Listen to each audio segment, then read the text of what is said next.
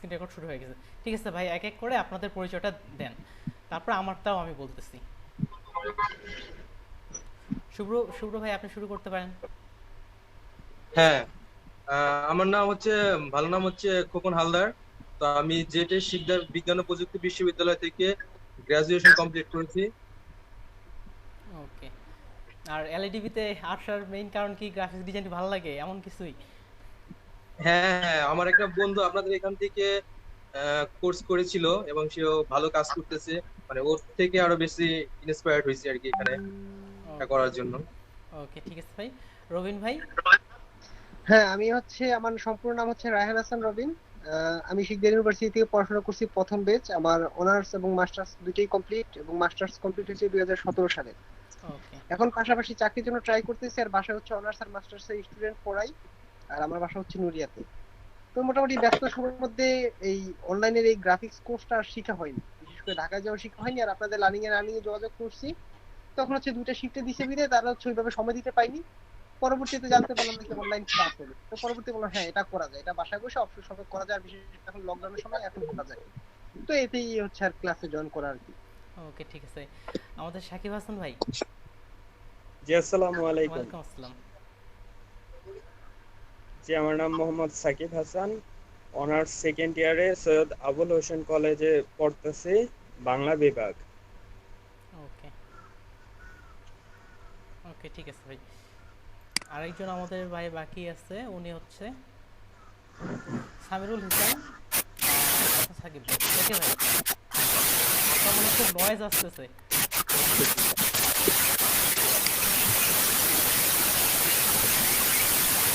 হ্যাঁ, আপনাকে মিউট করলাম, একেবারেই শোনা যাচ্ছে না, প্রচুর নয়েজ আসতেছে। তাহলে আসলে ক্লাসের মধ্যে আমরা চারজনই আছি, যদিও আমাদের ক্লাস অনেকজন করার কথা ছিল। তাহলে এই জন্য একটু খারাপ লাগতেছে যে মাত্র চারজনের ক্লাস নিচ্ছি। সবার যদি জয়েন করতো তাহলে ভালো হতো। সামিরুল হাসান সাকিব ভাই, আপনার কথা আমরা শুনতে পাচ্ছি না, আপনারা কেউ শুনতে পাচ্ছেন? না, শুনতে পাচ্ছি না, প্রবলেম প্রচুর হচ্ছে তাই। প্রচন্ড নয়েজ হচ্ছে। ঠিক আছে, আপনি ট্রাই করে দেখেন, যদি পরবর্তীতে আর কি আপনার মাইক্রোফোন ঠিক হয় তাহলে আমরা কাজ করব। ঠিক আছে, আমার পরিচয়টা দিই। আমি 2012-তে এসএসসি দিচ্ছি। তারপরে আমি সিএসসিতে কম্পিউটার ডিপ্লোমা করছি, এবং 2017 সালের দিকে এলইটিপির কোর্স কিন্তু আমি নিজেও করছিলাম। 2017 সালে এলইটিপি কোর্স করে মোটামুটি ফ্রিল্যান্স থেকে একটা ভালো পর্যায়ে আসছি। আর ক্লাসের দিক থেকে আজকেই আমি কিন্তু প্রথম ক্লাস নিচ্ছি, সেহেতু ক্লাস নেওয়ার দিক থেকে একেবারেই নতুন। তবে ফ্রিল্যান্সিংয়ে বা মনে করেন যে গ্রাফিক্স ডিজাইনে নতুন না, 2017 সাল থেকেই করতেছি আমি এই কাজটা। ওকে। আর আমি ক্লাসের ক্ষেত্রে আরও, নিজের ক্ষেত্রে আমি আরও কিছু বলি। আমরা ক্লাসে অবশ্যই আমরা সবাই ফ্রেন্ডলি। এক্ষেত্রে আমার বড় ভাই আপনারা আছেন, আবার সমবয়সীও আছেন। সেক্ষেত্রে আমরা ক্লাসে একেবারেই ফ্রেন্ডলিভাবে কথা বলবো, যে কোনো সমস্যা হলে একেবারে ফ্রেন্ডলিভাবে আমরা বলবো। এক্ষেত্রে কি হবে, আমাদের নিজের মধ্যে কখনো জড়তা কাজ করবে না, তাহলে আমরা একে অপরের সঙ্গে ভালোভাবে আমরা কমিউনিকেশনটা করতে পারবো, এটাই মনে করি। আমার ভালো দিকগুলো যদি আমি মনে করি, ভালো দিক হচ্ছে আমার কি, আমি প্রচুর দীর্ঘ সময় কম্পিউটারে বসে থাকতে পারি। আর খারাপ দিক যদি বলি, খুঁতখুঁতে টাইপের। এই খুঁতখুঁতে টাইপটা কেমন, মনে করেন যে এই যে যেগুলা হোমওয়ার্ক দেওয়া হবে সেগুলো যদি আপনি না করেন, তারপরে ক্লাস মনোযোগ না দেন, এই দিক থেকে কিন্তু আমাকে একটু খারাপ লাগে। কেননা আমি চেষ্টা করতেছি যে আমার দিক থেকে সবচেয়ে ভালো করার। আমাদের রবিন ভাই হয়তো যেহেতু উনি ক্লাস নেন, সেহেতু উনি অবশ্যই বুঝবেন। আমি চেষ্টা করবো আমার সর্বোচ্চ ভালো করার। সেদিক থেকে আপনারাও চেষ্টা করুন আপনার দিকে সর্বোচ্চ ভালো করার। ওকে, এটাই। তাহলে আমাদের ক্লাসের যে মডিউল আছে আমরা সেই অনুযায়ী এগিয়ে যাই। দেখেন, যেহেতু আমি আমার স্ক্রিনটা শেয়ার করে দিচ্ছি এবং ক্যামেরা অফ করে দিচ্ছি।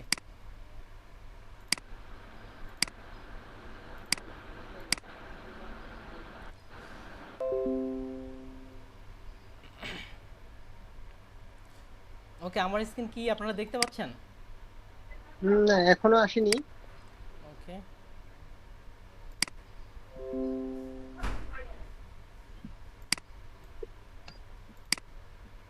এখন আমার এখানে দিচ্ছে যে আমি অলরেডি স্ক্রিন শেয়ার করে ফেলছি, এমনটা হ্যাঁ, শেখাচ্ছে। এখন আসছে। ওকে ঠিক আছে। দেখেন, আমাদের যে কোর্সের নাম সংক্ষেপে দিচ্ছে এলইডিপি, অর্থাৎ learning and earning development project. আসলে এখানে যতটা সহজ করে বলা হয়েছে লার্নিং কাজ শিখো তারপর হচ্ছে আর্নিং করো, এমনটাই কিন্তু টাইটেল অনুযায়ী কিন্তু এমনটাই বোঝাচ্ছে। ঠিক আছে, আসলে এই 3 মাসের গ্রাফিক্স ডিজাইন ট্রেনিংয়ের ক্ষেত্রে আমি যতটা পারি আপনাদের আমি সাহায্য বোঝানোর বা চেষ্টা করব, কিন্তু এই 3 মাসের মধ্যে এই যে গ্রাফিক্স ডিজাইন সেক্টরটা এটা কভার করা কিন্তু অনেক মুশকিল। ঠিক আছে, এই গ্রাফিক্স ডিজাইনের যে এখানে কোর্স আউটলাইনটা আছে তার মধ্যে যেটা হচ্ছে retouch, edit photo using Photoshop and Illustrator, design and logo, banner. আর তার মধ্যে আরেকটা আপনাদের প্রশ্ন করি যে আপনাদের পূর্বে থেকে কার কার ধারণা আছে গ্রাফিক্স ডিজাইন সম্পর্কে?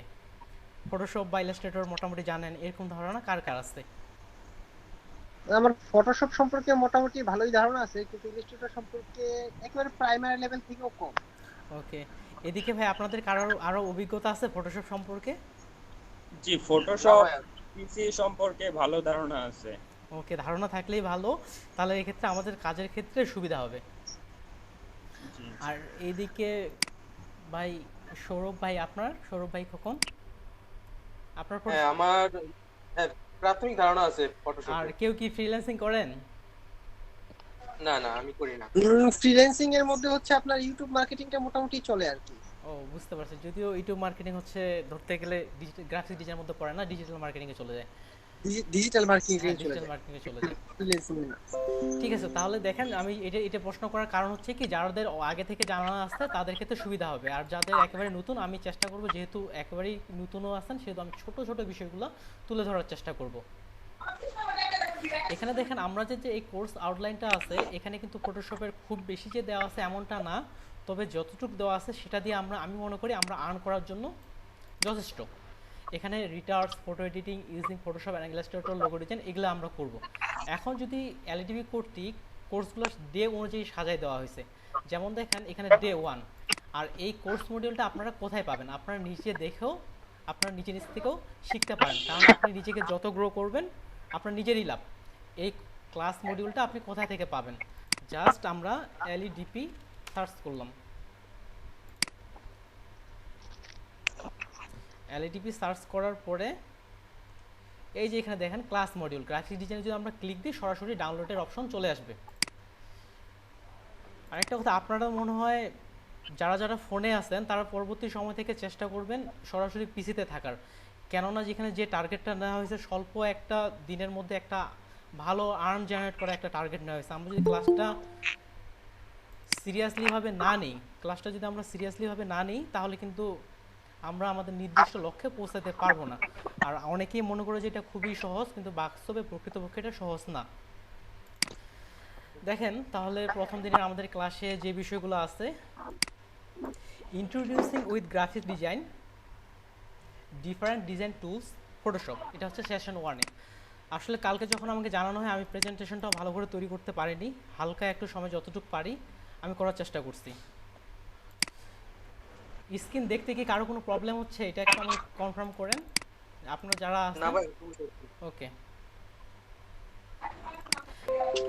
এখন গ্রাফিক্স ডিজাইন সম্পর্কে আমাদের সচরাচর যে প্রশ্নগুলো আসে, প্রথমেই আসে গ্রাফিক্স ডিজাইন কি বা কাকে বলে। আমরা যেহেতু গ্রাফিক্স ডিজাইনের ট্রেনিং করতেছি সেক্ষেত্রে গ্রাফিক্স ডিজাইন কি বা কাকে বলে এটা কিন্তু প্রশ্ন আসতেই পারে। এই বিষয়ে কারো ধারণা কেউ কি বলতে পারবেন? জি না। ওকে না, তেমন কোনো ধারণা নেই। ওকে, আমরা যখনই গ্রাফিক্স কথাটার মাথা চিন্তা আনি তখন কিন্তু বিভিন্ন রকম হয়তো লোগো আমরা সবাই জানি, বিভিন্ন রকম ছোটোখাটো ডিজাইন অটোমেটিক্যালি মনে হয় আমাদের মাথায় চলে আসে। আর গ্রাফিক শব্দের আবেদনিক অর্থ যদি দেখি আমরা, অঙ্কন বিষয়ক জ্ঞান গ্রাফিক শব্দের অর্থ, আর ডিজাইন শব্দের অর্থ আমরা সবাই জানি নকশা। অর্থাৎ সহজ বাংলা ভাষায় যদি এটার অর্থ দেখেন অঙ্কন বিষয়ক আর কি নকশা জাতীয় জ্ঞান, এমনটাই কিন্তু আসতেছে। এখন গ্রাফিক ডিজাইন কাকে বলে আমরা যদি সোজা সাপ্তাহের সংজ্ঞার মতো করে বলতে চাই তাহলে কেমন হচ্ছে? যেখানে আমরা নিজের ধারণা, শিল্প, দক্ষতা ব্যবহার করে নতুন কোনো কিছু বা আলাদা কোনো কিছু তৈরি করতে পারি, সেটা হচ্ছে গ্রাফিক্স ডিজাইন। সোজা সাপ্তাহভাবে যদি বলি গ্রাফিক ডিজাইন কি, তাহলে এটাই হচ্ছে গ্রাফিক্স ডিজাইন। এখন যদি আরও স্মার্টলিভাবে বলতে চান গ্রাফিক্স ডিজাইন কি, তাহলে বিষয়টা এমন ধরা যাচ্ছে গ্রাফিক্স ডিজাইন হচ্ছে এমন একটি প্রক্রিয়া যেখানে বিভিন্ন ভিজুয়াল এলিমেন্ট ব্যবহার করে, যেমন লাইন, কালার, টেক্সচার ইত্যাদি ব্যবহার করে একটি অর্থবহ মেসেজ বা সমস্যার সমাধান করাটাই হচ্ছে গ্রাফিক্স ডিজাইন। এটি কি খুব কঠিন মনে হচ্ছে ভাই? জি না। ওকে, আমি সামনে আগায় যাচ্ছি তাহলে। এখন দ্বিতীয়ত প্রশ্ন আমাদের আসে, গ্রাফিক্স ডিজাইন কেন শিখবো আমরা? এখন তো প্রশ্ন আসতে পারে গ্রাফিক ডিজাইন আমরা কেন শিখবো? এত কিছু থাকতে এদিকে আরও ডিজিটাল মার্কেটিং আছে, আরও অনেকগুলো কিন্তু আছে, গ্রাফিক ডিজাইন কেন শিখবো? এটার দিক থেকে যদি আমি আপনাকে উত্তরে এটা বলতে পারি, আসলে বর্তমান যুগটা এমন হয়ে গেছে আমরা যাই দেখি তাই গ্রাফিক্স। কেমন করে? এই যে আমরা মোবাইলে বা ডেস্কটপে দেখতেছি, এখানে দেখেন প্রত্যেকটাই গ্রাফিক্স। যদিও এটা ডিজাইন করলে হয়তো সুন্দর দেখাইতো, আমি সময়ের অভাবে জাস্ট শুধু দ্রুত একটা প্রেজেন্টেশন তৈরি করার চেষ্টা করছি। দেখেন এখানে যে আমাদের উইন্ডোজ বাটনটা, এখানে দেখেন প্রত্যেকটার সফটওয়্যারের এক একটা করে লোগো আছে। তার মানে এরা প্রত্যেকেই কেন কোনো না কোনোভাবে গ্রাফিক ডিজাইনের সাথে ইনক্লুড। ঠিক একইভাবে আমরা যে মাইক্রোসফট পাওয়ার পয়েন্টে যে ভিতরে দেখতেছি, এ পাশে দেখেন আমাদের স্লাইডগুলো আসতেছে, এখানে ওয়ার্ক স্পেস, উপরে আমাদের মেনু বার, দেখেন এটাও কিন্তু এক ধরনের ডিজাইন করা হয়েছে। এখানেও আমাদের গ্রাফিক ডিজাইন প্রয়োজন পড়তেছে, মোবাইলেও গ্রাফিক ডিজাইন প্রয়োজন পড়তেছে। আরও যদি আমাদের বাংলাদেশের বাস্তব ডিজাইনভাবে দেখি, রাস্তার পাশে ভর্তি চলতেছে, ব্যানার সহ আরও অনেক কিছু, দেখেন এগুলো কিন্তু সব গ্রাফিক ডিজাইনের মধ্যে পড়ে। তাহলে এই দিক থেকে গ্রাফিক ডিজাইনের চাহিদা তো অনেক বেশি। এই জন্য আমরা গ্রাফিক ডিজাইন থেকে একটা ভালো কিছু জেনারেট করতে পারি, এই জন্যই আমরা গ্রাফিক ডিজাইন শিখতে পারি। আর যারা গ্রাফিক্স ডিজাইনার হয় তাদের কিন্তু চিন্তা ভাবনা একটা আলাদা, সৃজনশীল হয়ে থাকে, কেননা তারা সৃজনশীল ডিজাইন তৈরি করে। ওকে, এরপর যে বিষয়টা হচ্ছে গ্রাফিক্স ডিজাইন শিখতে কতদিন লাগে। গ্রাফিক্স ডিজাইন শিখতে কতদিন লাগে এটা যে বলতে চাই, গ্রাফিক ডিজাইনের দেখবেন শুধু গ্রাফিক ডিজাইন করার জন্যই আপনার 4 বছর 5 বছরের কিন্তু আলাদা কোর্স আছে। তারপরে বিভিন্ন দেখবেন 6 মাস 8 মাসের অনেক কোর্স আছে। কিন্তু আমরা এখানে হয়তো 200 ঘন্টার একটা ক্লাস করতে যাচ্ছি যেখানে গ্রাফিক ডিজাইন শিখবো, সেক্ষেত্রে এটা হয়তো অনেক টাফ হয়ে যাচ্ছে। তাও আমরা ছোট ছোট যতটুকু বিষয় আমরা আছে সেটুকু আমরা এগিয়ে নিব। তারপর তো পার্সোনালি নিজ থেকে আপনারা যদি চেষ্টা করেন আরও অনেক দ্রুত শিখতে পারবেন। এবার সবচেয়ে যেটা আমাদের মনে হয় কাঙ্ক্ষিত প্রশ্ন, ভাই প্রশ্নটা কি বলেন দেখি? কত টাকা আয় করা যেতে পারে? কত টাকা আয় করা যেতে পারে, এটা কিন্তু খুবই গুরুত্বপূর্ণ। কত টাকা আয় করা যেতে পারে, আমরা কিন্তু আপনি বলেন আমি বলি, আমরা সবাই কিন্তু টাকার পিছনেই একদিক থেকে ছুটি। এই জন্য বলা হয় যে মানি ইজ সেকেন্ড গড, অর্থাৎ মানি হচ্ছে, টাকা হচ্ছে দ্বিতীয় ভগবান। সেজন্য আমরা গ্রাফিক্স ডিজাইনের সম্পর্কে আমি জাস্ট একটা আপনাদের আইডিয়া দিব, যাদের মার্কেট প্লেস সম্পর্কে আইডিয়া নাই, আমরা গ্রাফিক্স ডিজাইন থেকে কেমন আয় করতে পারি সেটার একটা আইডিয়া দিচ্ছি। ওকে, আমি একটা ব্রাউজার অন করলাম, এখান থেকে ফাইবার হচ্ছে কি, এখানে আমরা যারা গ্রাফিক ডিজাইন সহ অন্যান্য যারা অর্থাৎ অনলাইনে পণ্য বিক্রি করে সহজ ভাষায়, তাদের একটা হাট বলতে পারেন, বাজার বলতে পারেন ফাইবার। ঠিক এখানে যেহেতু গ্রাফিক ডিজাইনের সেক্টরের মধ্যে পড়ে লোগো, আমি এখানে লোগো লিখে যদি সার্চ দিই, তাহলে দেখেন এখানে কিন্তু এগুলাকে এক একটাকে বলা হয় গিগ। আরও যদি সহজ ভাষায় বলে, এটা হচ্ছে এক একজনের এক একটা দোকানের পণ্য। দেখেন এখানে এক একটা গিগ, ইনি একটা লোগো কত বিক্রি করে, $30, ইনি $105, ইনি $25, ইনি $55, এভাবে দেখবেন কারো 200 300 এভাবে অনেকগুলো আছে। আমি তার মধ্যে যে কোনো একটা জিনিস গিগ ওপেন করলাম, দেখেন এনার বেসিক প্রাইস কত দেওয়া আছে, $70। ওকে, এখন উনি কাজটা করবে কত দিনে? 2 দিনে। তাহলে আমরা যদি বাংলাদেশের ভাবে হিসাব করি আমরা ক্যালকুলেটরে, অর্থাৎ 70 ইন্টু যদি 82 টাকা করে ধরি, $1 সমান 82 টাকা, তাহলে দেখেন 5740 টাকা। অর্থাৎ উনি যদি একদিন অর্থাৎ 2 দিনে উনি একটা লোগো ডিজাইন করলে কত পায়? 5740 টাকা। ঠিক একইভাবে যদি আমরা ধরি উনি 4টা লোগো যদি 2 দিনে ডিজাইন করে ইন্টু 4 দিই, তাহলে দেখেন ওনার 2 দিনে কিন্তু আর্ন হচ্ছে কত? প্রায় 23,000 টাকার মতো, কিংবা এটার থেকে আরও অনেক বেশি, কেননা এদিকে ওনার আরও অনেক প্রিমিয়াম সার্ভিস আছে। তার মানে আমরা ধরে নিতে পারি যে গ্রাফিক ডিজাইন যে সেক্টরটা আছে সেখানে কিন্তু এখনও সেক্টরটা ভালো আছে, এখানে আমরা এখান থেকে অনেক ভালো মানি জেনারেট করতে পারি। ওকে, তাহলে আমি মনে হয় একটা ধারণা দিতে পারছি গ্রাফিক ডিজাইন যে আমরা শিখবো, আর্ন করতে পারবো কিনা। এবার যদি আমরা ভাই এতক্ষণ ধরে যেগুলো বললাম এগুলো থেকে আপনাদের যদি কারো কোনো প্রশ্ন থাকে আমাকে বলতে পারেন।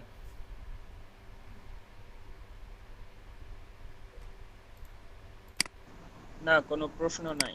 ওকে। আর যেহেতু আমিও ক্লাসের দিক থেকে নতুন, আমার যদি মনে হয় যে এভাবে ক্লাস নিলে আরও হয়তো ভালো হবে, আপনারা আমাকে সাজেশন করবেন। ঠিক আছে ভাই? জি। তারপরে দেখেন আমরা যে মডেলের যে দেখেন হচ্ছে ডিফারেন্ট ডিজাইনস টুল, অর্থাৎ ডিজাইনস টুলে অর্থাৎ টুলস বলতে আমরা সফটওয়্যার এখানে বোঝানো হচ্ছে সফটওয়্যারের প্রকারভেদ। সেই জিনিসটা আমি তুলে ধরতে যাচ্ছি। আমরা যখনই গ্রাফিক ডিজাইনের সফটওয়্যার নিয়ে আলোচনা করি তখনই কিন্তু আমাদের চোখে চলে আসে যে ফটোশপ এবং ইলাস্ট্রেটর। কেননা পৃথিবীর মধ্যে ফটোশপ এবং ইলাস্ট্রেটর হচ্ছে সবচেয়ে বহুল ব্যবহৃত গ্রাফিক ডিজাইন টুলস বা সফটওয়্যার। ঠিক একইভাবে আমরা যদি বাংলাদেশ, ইন্ডিয়া, ইউরোপ কান্ট্রিগুলোর দিক থেকেও আমরা লক্ষ্য করে দেখি তাহলে এটা হচ্ছে সবচেয়ে বেশি ব্যবহৃত সফটওয়্যার। এই জন্য আমরা ফটোশপ এবং ইলাস্ট্রেটরে আমাদের সামনের গ্রাফিক ডিজাইন ক্লাসগুলো এগিয়ে নিয়ে যাব। তারপর দেখেন স্ক্রাচ, এগুলোও সফটওয়্যার। তারপর হচ্ছে কী দেওয়া আছে, অ্যাফিনিটি, কোরেল ড্র, এগুলো সফটওয়্যারগুলো এগুলোও গ্রাফিক ডিজাইনের সফটওয়্যার। কোরেল ড্র আগেও ব্যবহার করা হতো, যদিও এখনও কোরেল ড্র ইন্ডিয়া এবং পাকিস্তানে এই কোরেল ড্র সফটওয়্যারটা এখনও জনপ্রিয়। যাই হোক, যেহেতু এই সফটওয়্যার আমরা কাজ করব না, জাস্ট আপনার গ্রাফিক্স ডিজাইন সফটওয়্যার সম্পর্কে একটা আইডিয়া দেওয়ার জন্য, তাহলে আমরা কাজ করতেছি ফটোশপ এবং ইলাস্ট্রেটর নিয়ে। আমরা শুরুতে কাজ করব ফটোশপ নিয়ে। আজকে আমাদের ক্লাসে ফটোশপের একেবারে বেসিক কিছু জিনিস নিয়ে আমরা আলোচনা করব। তাহলে আমরা সরাসরি চলে যাই। যেহেতু আমরা ফটোশপ সম্পর্কে কাজ করব, সবার প্রথমে যেটা আসে সেটা হচ্ছে সফটওয়্যার ইনস্টল করা। এখন আমাকে বলেন আপনাদের পিসিতে কার পিসিতে ফটোশপ সফটওয়্যার ইনস্টল করা আছে? জি, জি আমার ভাই, আছে। আমার আছে। তাহলে কার নাই? তিনজন মনে হয় বলছেন আমার আছে, দুজন তাদের অলরেডি মাইক্রোফোন মিউট, একজনের তো মাইক্রোফোনের সমস্যা। যাক, তাদের হয়তো সফটওয়্যার ইনস্টল করা নাই এমনটাই ধরে নিচ্ছি, কিংবা যারা একেবারে জানে না আমি যদি সরাসরি চলে যাই ওদের ক্ষেত্রে কঠিন হয়ে যাইতে পারে। ঠিক আছে, দেখেন পিসির আমরা যদি ফটোশপের ভার্সন বেস কাজ করে, অর্থাৎ প্রত্যেক বছরে ফটোশপ তাদের নতুন নতুন সফটওয়্যারের ভার্সন রিলিজ করে। আমরা যদি দেখি ফটোশপের লাস্ট ভার্সন সফটওয়্যার, জাস্ট আমরা গুগলে সার্চ দিচ্ছি ফটোশপ লেটেস্ট ভার্সন, তাহলে দেখেন এখানে বলতেছে যে ফটোশপের সর্বশেষ ভার্সন হচ্ছে ফটোশপ 2020। কিন্তু আমি চিন্তা করছি আমরা যে ফটোশপের কাজগুলো শিখবো সেটাতে আমরা 2014-তে কাজ শিখবো। কিন্তু আপনার যদি যাদের অলরেডি ইনস্টল করা আছে, আপনার যদি আপডেট ভার্সন ইনস্টল করা থাকে সেক্ষেত্রে কোনো সমস্যা নেই। এখন 2014 সিলেক্ট করার কারণটা হচ্ছে কি, আপনারা ছাড়াও আজকে হয়তো সামনে আরও ক্লাসে অনেকে জয়েন করবে, তাদের পিসির কনফিগারেশন ভালো নাও হইতে পারে। যখন তারা 2020 ইনস্টল করবে তারা কিন্তু কাজ করতে পারবে না, তাদের কাজ করতে সমস্যা হবে। আর 2014-র ক্ষেত্রে আমরা যে কাজগুলো শিখব ঠিক 2019 কিংবা 20-এর ক্ষেত্রে আমরা সেই কাজগুলোই করতে পারবো। আর 2014-র মাধ্যমেও গ্রাফিক ডিজাইনের যাবতীয় কাজ আমরা করতে পারবো। এখন দেখেন সফটওয়্যারটা আমরা পাবো কোথায়। সফটওয়্যারটা আমি গ্রুপে ডাউনলোড লিঙ্ক দিয়ে দিচ্ছি। ওকে, এইটা কিভাবে ইনস্টল করা হবে যারা একেবারেই বেসিক তাদের জন্য এখানে একটা ভিডিও দেওয়া আছে, আর এখানে সাথে সফটওয়্যারটা দেওয়া আছে, ভিডিওটা দেখে দেখে ইনস্টল করে নিতে পারেন। আর ভিডিওটাও আমি ইউটিউব থেকে ডাউনলোড করে দিয়ে দিছি সরাসরি, আর ভিডিও বানানোর মতো সময় পাইনি। আপনাদের ব্যাস হচ্ছে এটাই, তাহলে আমি এখানে দেখেন পোস্ট করে দিয়ে দিলাম।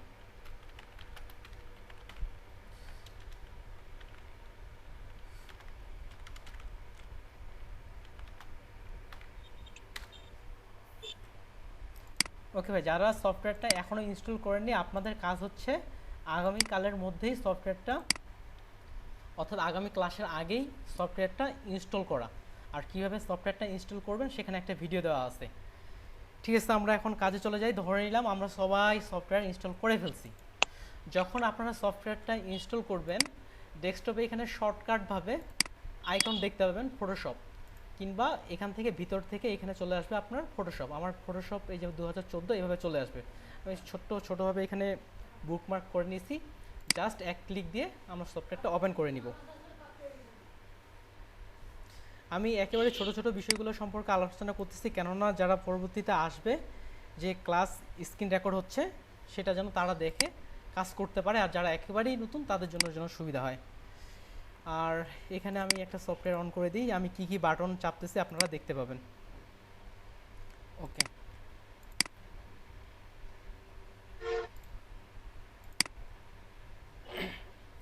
দেখেন প্রথমে যেটা আছে ফটোশপ ইন্টারফেস ওভারভিউ, অর্থাৎ ইন্টারফেস বলতে কি, যেটা সামনে আমরা ফটোশপ ওপেন করার সাথে সাথে যেটা আসছে সেটাই হচ্ছে আমাদের ফটোশপ ইন্টারফেস।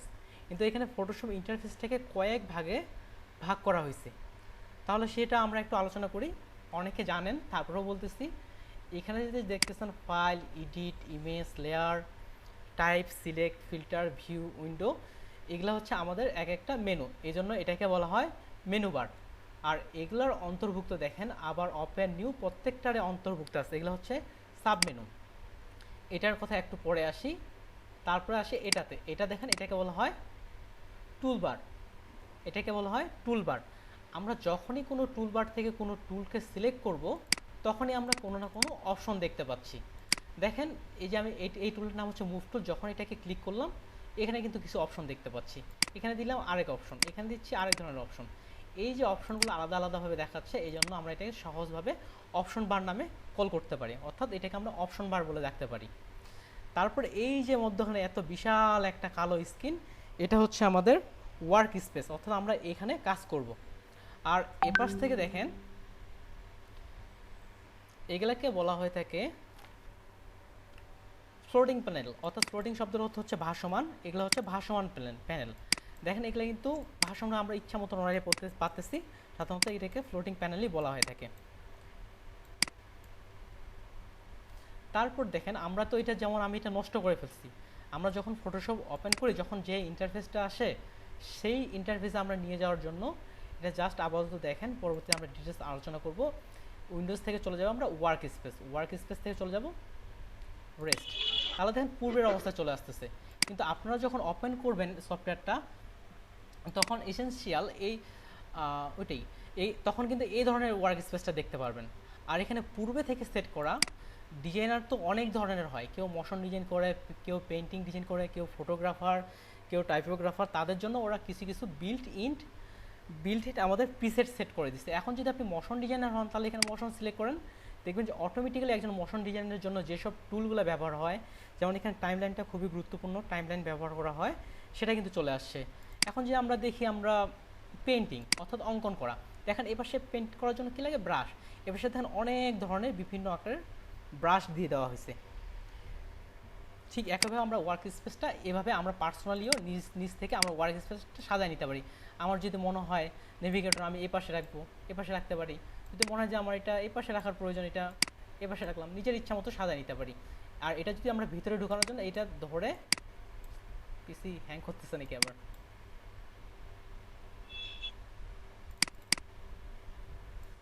ওকে, ধরে আমরা যখন এখানে সিলেক্ট দিলাম তখন দেখেন এটার সাথে এটা কিন্তু অ্যাড হয়ে যাচ্ছে।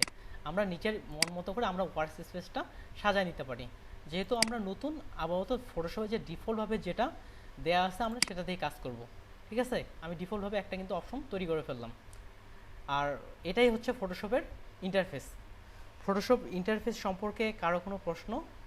এখন পর্যন্ত যতটুকু বললাম এখানে বোঝার কোনো অসুবিধা মনে হয়েছে কি আপনাদের? জি না। ওকে, এরপরে দেখেন এখানে তো আছে screen mode, zoom in, zoom out, এগুলাতে আমি পরে আসতেছি। আমরা প্রথমে যাব ডকুমেন্ট সেটআপ, কেননা ডকুমেন্ট সেটআপ যদি আমরা না করি তাহলে ওই বিষয়গুলো আমাদের বোঝা কঠিন হয়ে যাবে। তাহলে ডকুমেন্ট সেটআপে চলে যাই। আমরা সবাই মাইক্রোসফট ওয়ার্ড ব্যবহার করছি আমার মনে হচ্ছে, যে আমরা যখন মাইক্রোসফট ওয়ার্ড যদি ওপেন করি, সার্চ দিই MS, ওকে, এখানে তো সরাসরি একটা পেজ চলে আসতেছে, কিন্তু আমাদের ফটোশপের ক্ষেত্রে এমনটা হয় না। ঠিক এখানে আমাদের ওয়ার্ক স্পেস বা ওয়ার্ক এরিয়া বা পেজ যেটাই বলেন না কেন সেটা আমাদের নিচে নিতে হয়। আর এটাই যে পেজটা নিব সেটাই হচ্ছে আমাদের ডকুমেন্ট। আর এই ডকুমেন্টটা আমরা চাইলেই ইচ্ছা মতো সেট করতে পারি না, এই ডকুমেন্ট সেটআপের জন্য কিছু নিয়ম রয়েছে, সেই নিয়মগুলো আমরা ফলো করব। এখন দেখেন ডকুমেন্ট সেটআপের জন্য আমরা শুরুতেই কী করব, ফাইল, অন্যান্য সফটওয়্যারের মতো ঠিক একই রকম ফাইলে আমরা সেভ বা নিউ, ওপেন এগুলো পাবো। এখান থেকে আমরা যেহেতু নতুন ডকুমেন্ট নিব সেহেতু জাস্ট আমরা নিয়ে ক্লিক করব। আর যদি আমরা শর্টকাট দেখি তাহলে দেখেন পাশে এটা শর্টকাট লিখা আছে কন্ট্রোল এন, আমরা এভাবেও নিতে পারি। আর আমি যদি কন্ট্রোল এন লিখি, কন্ট্রোল চাপে এন চাপি, তাহলেও কিন্তু শর্টকাট চলে আসবে। আপনার আমি কি বাটন চাপতেছি আপনার কোণে লক্ষ্য করবেন। এখন দেখেন তাহলে ডকুমেন্ট সেটআপের এটা যে আসলো, এটা হচ্ছে এটাকে বলা হয় পপ আপ। এখানে আমরা প্রথমে যে কাজটা করতে হবে নেম, অর্থাৎ আমরা ডকুমেন্টে যে কাজটা করতেছি সেটার নাম দিয়ে দিব। আপনি চাইলে ইচ্ছা মতো নাম দিতে পারেন, আপনার নাম যা ইচ্ছা তাই দিতে পারেন, কিন্তু কথা হচ্ছে আমরা যে কাজটা করতেছি সেটার উপর নাম দিলে কি সুবিধা হবে, আমরা যখন পরবর্তীতে সেটা খুঁজবো তখন কিন্তু আমরা সহজেই সেটা পেয়ে যাব। এই জন্য আমাদের যে প্রজেক্ট, আমরা যদি ফ্লায়ার ডিজাইন করি, ফ্লায়ার বলতে আমি লিফলেট বোঝাচ্ছি, তারপরে ভিজিটিং কার্ড ডিজাইন করি, আমরা সেই হিসাবে আমাদের প্রজেক্ট বেস নামটা লিখবো।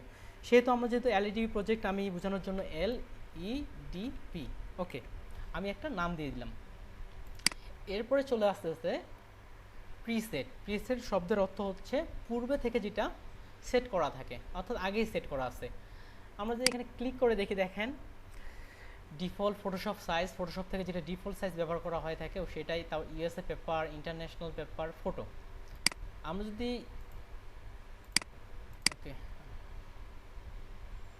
আমরা আছি এখন 4 জন, ওকে, আমরা যদি এখন ইউএসএ পেপারে ক্লিক দিই, এটার থেকে আবার সাবমেনু আসে সাইজ, এখানে দেখেন লেটার, লিগাল, এ ধরনের আরও কিছু পেজ আসছে। তারপরে যদি ইন্টারন্যাশনাল পেপারে দিই, দেখেন বাংলাদেশে কিন্তু প্রচুর একটা ব্যবহৃত পেজ হচ্ছে A4 পেজ, সেগুলো হচ্ছে এখানে কিন্তু আমাদের শো করাচ্ছে। এটা হচ্ছে পূর্বে থেকে সেট করা, যখন আমাদের কোনো ডিজাইন A4 পেজে করার প্রয়োজন হবে তখন আমরা সরাসরি এখান থেকে A4 সিলেক্ট করে দিতে পারি। এখন আসবো আমরা হোয়াইট এবং হাইড নিয়ে। প্রশ্ন হচ্ছে হোয়াইট কোনটা?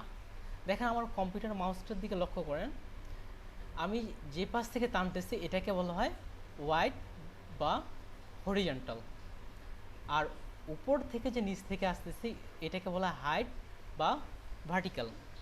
ওকে, দেখুন আমাদের হোয়াইট বা হাইট আমাদের বায়ার, অর্থাৎ যিনি আমাদের ডিজাইন তৈরি করবেন, যাক বেলাল ভাই নতুন জয়েন করলো, তাকে বলে দিই ভাই আপাতত ক্লাসটা আপনি দেখেন, আর ক্লাস রেকর্ড আছে গ্রুপে, আমি ভিডিও রেকর্ডিং লিঙ্ক দিয়ে দিব, সেখান থেকে আপনি আগে যেগুলো আলোচনা হয়েছে সেগুলো দেখে নেবেন। যেটা আলোচনা করতেছিলাম ওয়াইড এবং হাইট, তাহলে ওয়াইড হচ্ছে উপরের এটা, আর হাইট হচ্ছে উপর থেকে নিচে। এটা খুবই সোজা বোঝার জন্য। আমাদের যখন ডিজাইন করব বায়ার কিন্তু আমাদের ডিজাইনের হাইট ওয়াইড কত হবে সেটা দিয়ে দিবে, কিংবা কিছু কিছু ডিজাইন এখন যদি আপনাকে বলে আমাকে একটা ভিজিটিং কার্ড দিয়ে দেন, তেমন ভিজিটিং কার্ডের নির্দিষ্ট কিছু সাইজ দেওয়া আছে, সেক্ষেত্রে আমরা ভিজিটিং কার্ডের যে সাইজ আমরা এটা ব্যবহার করব, আর ভিজিটিং কার্ডের সাইজ কত আমরা সেটা সামনে আলোচনা করব। ঠিক আছে, আমরা এখানে জাস্ট আমি আজকে বোঝানোর জন্য যে কোনো একটা সাইজ নিয়ে নিচ্ছি।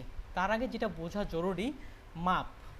আমাদের বাস্তব জীবনে আমরা যেটাই ব্যবহার করি সবগুলোতেই মাপ দিই, আমাদের কাপড় সিলাইতে গেলেও সেখানেও আমরা কিন্তু মাপ দিয়ে থাকি। এখানে দেখেন, এখানে ফটোশপের 7টা বিষয় আছে এখানে মাপের ক্ষেত্রে। এটা হচ্ছে পিক্সেল, ইঞ্চি, সেন্টিমিটার, মিলিমিটার, পয়েন্টস, কিন্তু আমরা এতগুলা লাগে না, আমাদের সাধারণত পিক্সেল, ইঞ্চিস আর সেন্টিমিটার, এই 3টা দিয়েই সবচেয়ে বেশি ব্যবহার হয়।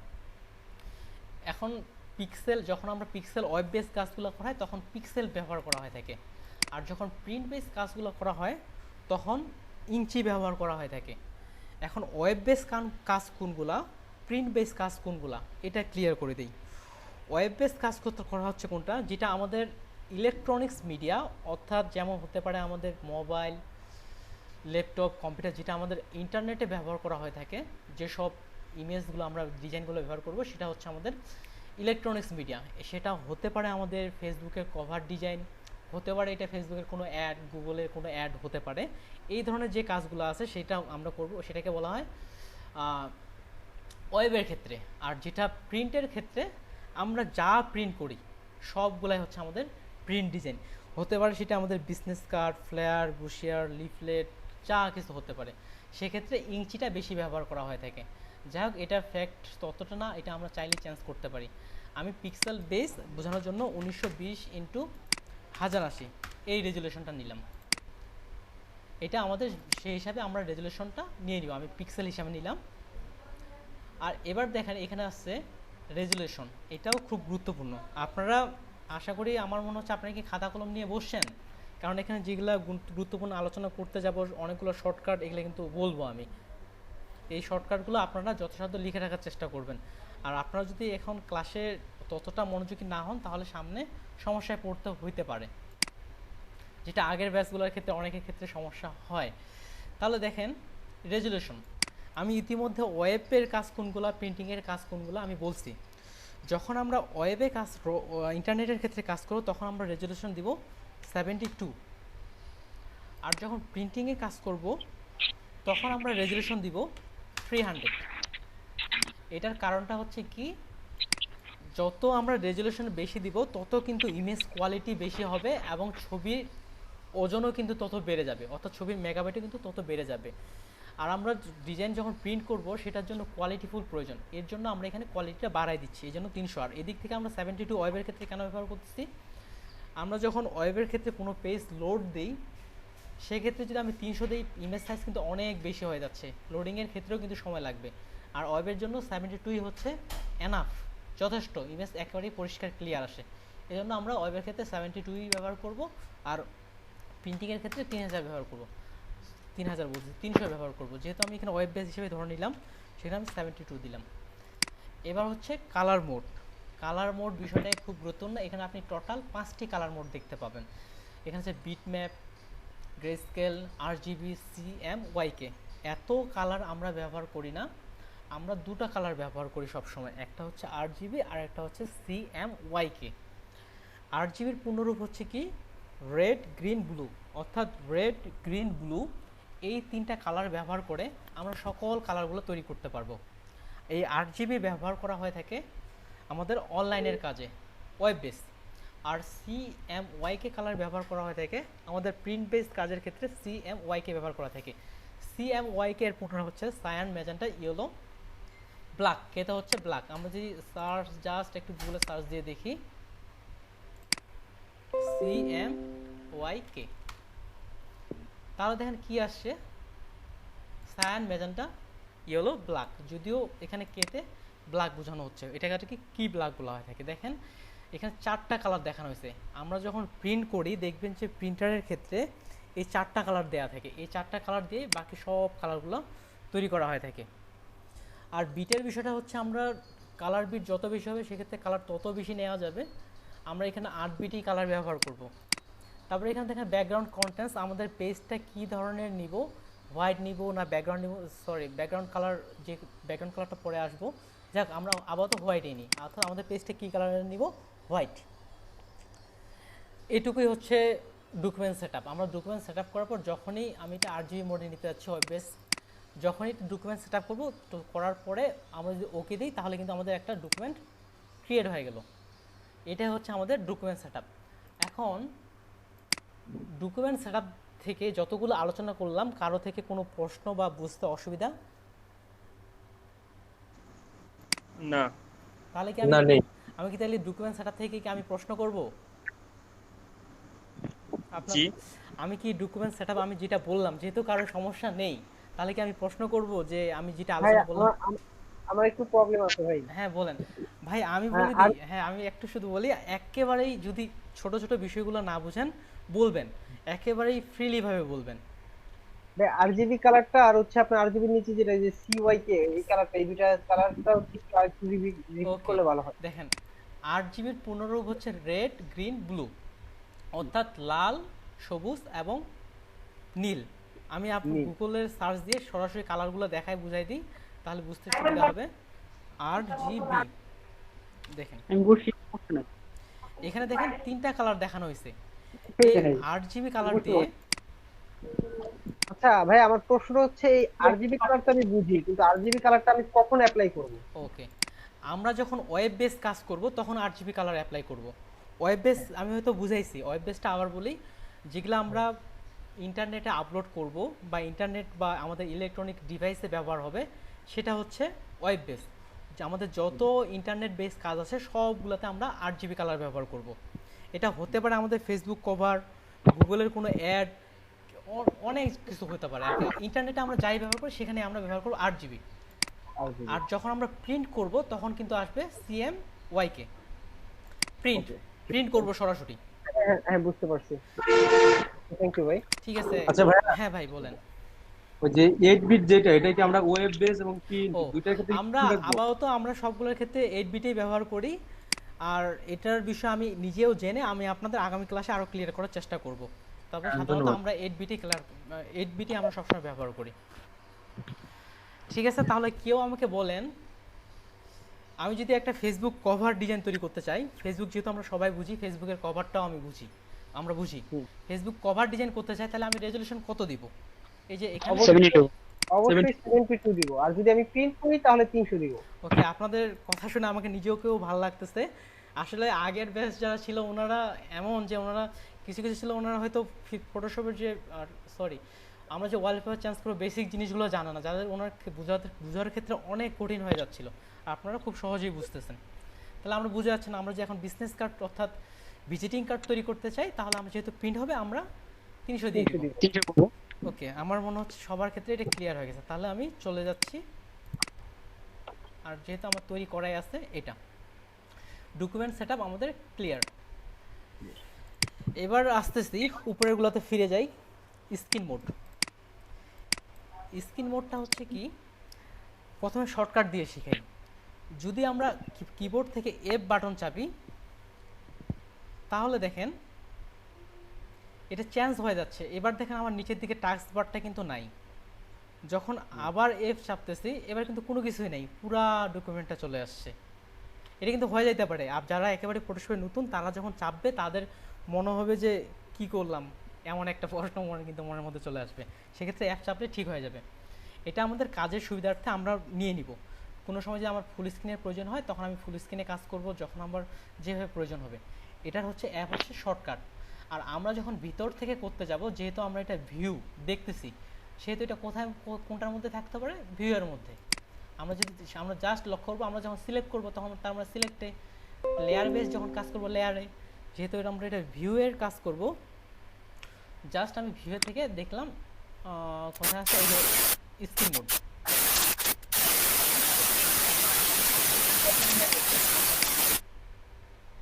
ওকে, দেখেন আবার ব্যাক আসি ভিউ থেকে স্ক্রিন মোড। এখান থেকে দেখেন আমরা যেই কাজটা করছিলাম, একবার অ্যাপ চাচ্ছিলাম full screen mode with menu bar, তারা মেনু বার থাকতেছে কিন্তু বাকি অন্য জিনিসগুলো থাকতেছে না। ভাই আপনার কারো মনে মাইক্রোফোনের প্রবলেম হচ্ছে, সেহেতু মিট করেন আর আগামী ক্লাসে ওটা ফিক্স করে আসার চেষ্টা করবেন, কেন না হলে আপনার কোনো প্রশ্নই আমি নিতে পারতেছি না। আর ঠিক একইভাবে আবার ভিউ থেকে যে ফুল স্ক্রিন মোড দিই, তাহলে কি হচ্ছে ফুল স্ক্রিন। এখানে ওয়ার্নিং দিচ্ছে কেন, কারণ আমরা তো ফুল স্ক্রিন করলাম, কিভাবে ব্যাগ আসবো সেটা তো আর আমরা অপশন পাচ্ছি না। এই জন্য ওখানে ওয়ার্নিংয়ে লেখা ছিল যে অ্যাপ চাপলে ব্যাগ আসবে। এটাই হচ্ছে স্ক্রিন মোড। আশা করি স্ক্রিন মোডটা ক্লিয়ার। আচ্ছা, ওই অ্যাপ চাপলে কি শুধু স্ক্রিন মোডটা চেঞ্জ হতে থাকবে? হ্যাঁ, আমাদের কোনো কিছু চাপতে হবে না, জাস্ট শুধু অ্যাপ চাপবেন। এই যে আমি অ্যাপ চাপতেছি, আর সাইডে দেখুন আমাদের লেখা আসতেছে যে কি বাটন চাপতেছি। অ্যাপ চাপলে কোনো কিছুই করতে হবে না, অ্যাপ চাপলে এটা স্ক্রিন মোডটা চেঞ্জ হবে। এটা হচ্ছে স্ক্রিন মোডের শর্টকাট।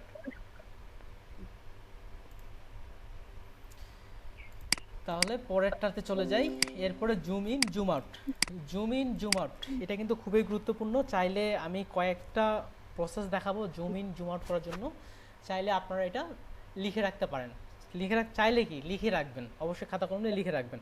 আর তাহলে দেখেন জুম আমরা কেন করব, আমি এখানে একটা লেখা লিখতেছি, কিভাবে লিখতেছি এটা আপাতত বলতেছি না, বোঝানোর জন্য।